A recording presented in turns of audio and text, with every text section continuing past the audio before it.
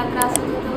Doctor PD पार्सेवर डॉक्टरांनी पुष्कळ काळजी घेतली मला. तशी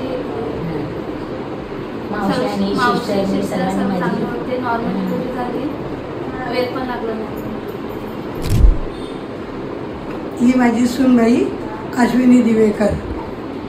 तिला सुरुवातीपासून पुष्कळ त्रास होत असताना इथे आम्ही ॲडमिट केल्यापासून तिचा कसला त्रास होत नाही ते डॉक्टरांनी तिची पुष्कळ काळजी घेतली.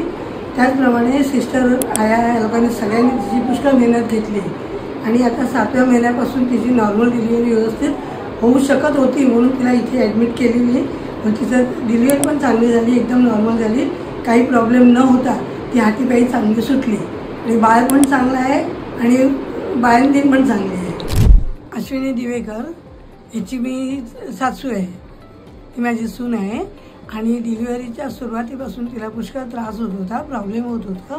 त्यामुळे आम्ही इथे ओमसाईमध्ये आणलं आणि आणल्यानंतर पण इथे ट्रीटमेंट वगैरे चांगली चालू केली. सुरुवातीपासून तिची पुष्कळ या लोकांनी, डॉक्टरांनी, नर्सनी, सिस्टरनी पुष्कळ काळजी घेतली. त्यामुळे 1-2 वेळा ती मध्ये येऊन पण गेली.